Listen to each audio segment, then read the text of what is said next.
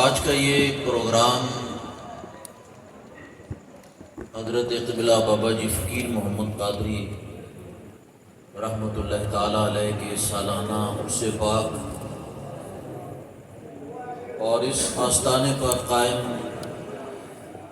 جامعہ کے طلباء کی دستار میں فضیلت، سب سے پہلے میں حضرت مولانا آسن صاحب کی خدمت میں خراج تحسین پیش کرتا ہوں اور مبارکباد پیش کرتا ہوں، اور پھر ان اساتذہ کو مبارکباد پیش کرتا ہوں جنہوں نے ان بچوں کو قرآن حفظ کرایا، اور پھر ان بچوں کو اور ان کے والدین کو، عزیز و قارب کو، کہ اللہ تعالیٰ نے یہ عظیم دولت ان کو عطا فرمائی ہے۔ میں صرف چند ضروری معروضات آپ حضرات کی خدمت کے اندر عرض کروں گا۔ 10-15 منٹ مجھے حضرت نے حکم فرمایا ہے۔ اگر آپ حضرات ہمتاً گوش ہو کر توجہ سے بات سنیں گے تو میں آپ حضرات کی خدمت میں کچھ عرض کر سکوں گا، کیونکہ ہم اس طرح کے مقرر تو ہے نہیں کہ بس شروع ہو گئے تو شروع ہو گئے۔ صرف چند ضروری آپ حضرات سے باتیں عرض کرنی ہیں، کوئی بہت زیادہ لمبی چوڑی گفتگو نہیں۔ سب سے پہلی بات تو یہ ہے کہ اللہ تعالیٰ کے ولیوں کے آستانے پر آنے کے آداب سب کو معلوم ہونے چاہیے۔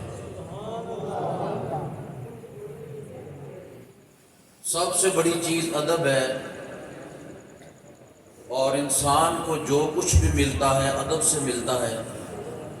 اور بندہ جو کچھ بھی گواتا ہے وہ بے ادبی سے گواتا ہے۔ میں لوگوں کو دیکھ رہا ہوں کہ سارے تقریباً ننگے سر بیٹھے ہیں اور آئے ہیں ولی اللہ کے عرص پاک پر،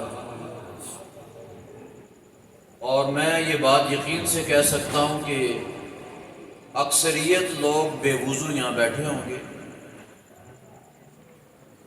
حضور نبی کریم رؤوف الرحیم خاتم النبیین رحمت للعالمین صلی اللہ تعالیٰ علیہ وآلہ وسلم نے ارشاد فرمایا، جہاں اللہ تعالیٰ کے ولیوں کی بات ہوتی ہے نا، اور نیک بندوں کی صرف گفتگو ہوتی ہے، وہاں اللہ کی رحمتوں کا نزول ہوتا ہے،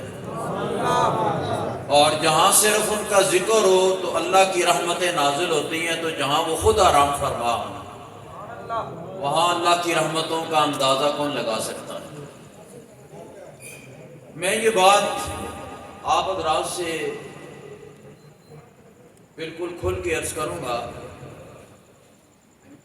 اللہ تعالیٰ کے ولیوں نے نفس سے بھی جہاد کیا ہے، اور کفر سے بھی، اور کفر کے ایجنٹوں سے بھی جہاد کیا ہے۔ آپ لوگ یہ مت تصور کریں کہ یہ صرف تسبیح گھماتے رہے یا نفل پڑھتے رہے، بلکہ انہوں نے بد مذہب لوگوں سے اور ایسے لوگوں سے کہ جنہوں نے اسلام کا حلیہ بگاڑا، ان لوگوں سے بھی آپ نے مقابلہ فرمایا ہے۔ اب ہم لوگ، ہماری عادت ہے کہ ہم حق بات سننے کے لیے تیار نہیں ہوتے، اور ویسے بھی معاشرے کے اندر یہ ایک رواج ہے کہ اگر کوئی بندہ سچی بات کرتا ہے نا تو اس کو پیچھے کر دیا جاتا ہے، اور جو بندہ سب سے زیادہ غلط بات اور جھوٹ بولتا ہے اس بندے کو فرنٹ پہ لاتے ہیں لوگ، اور کہتے ہیں کہ یہ بندہ جو ہے نا بہت دنیا دار بندہ ہے۔ اور دنیا دار کہلانے کے اندر ہم لوگ بڑا فخر محسوس کرتے ہیں،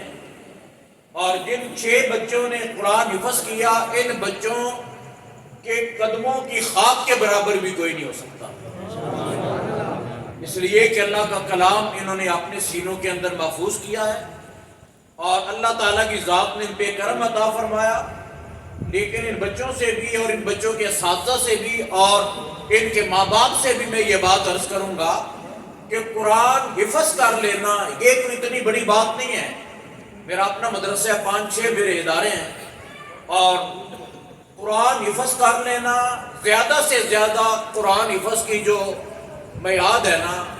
وہ تقریباً 2.5 سال ہے. حفاظ کرام اس بات کو جانتے ہیں. جو بچے ذہین ہوتے ہیں وہ 1 سال کے اندر، 1.5 سال کے اندر، 2 سال کے اندر بھی کر لیتے ہیں. لیکن زیادہ سے زیادہ مدت حفظ کی 2.5 سال سے لے کے 3 سال تک ہے. سمجھ آ رہی ہے بات؟ ایک بچہ 2.5 سال یا 3 سال محنت کرتا ہے اور قرآن حفظ کرنے کے بعد آپ اس کو اسکول کے اندر داخل کرا دیتے ہیں تو آپ اس کے ساتھ ظلم کر رہے ہیں. میں اسکول کی تعلیم کے خلاف بات نہیں کر رہا، لیکن میں کہتا ہوں کہ جس بچے کو آپ نے دین کی طرف لگایا ہے نا، اس کو دین ہی کی طرف رہنے دیں اور اس کی توجہ جو ہے نا وہ کسی اور طرف مائل نہ ہو، تاکہ یہ کل موٹر مکینک نہ بنے اور گاڑیوں کے مکینک نہ بنے، بلکہ ممبر رسول پہ بیٹھ کے لوگوں کو حق بات بتائیں. اور ہر جگہ، ہر مدرسے کے اندر جا کے میں یہ بات اساتذہ کو، علماء کو، خطباء کو اور سب لوگوں کو یہ بات بتاتا ہوں کہ صرف مولوی بننا اور 10 سال پڑھنا یا 2.5 سال یا 3 سال کے اندر قرآن حفظ کرنا ایک اتنی بڑی بات نہیں ہے. ممبر رسول پہ بیٹھ کے حق بات کرنا اور یعنی کہ ظلم کی آنکھوں کے اندر آ کے ڈال کے بات کرنا، حقیقت کے اندر یہ مسئلہ ہے. سمجھ آ رہی ہے نا بات کی کہ نہیں؟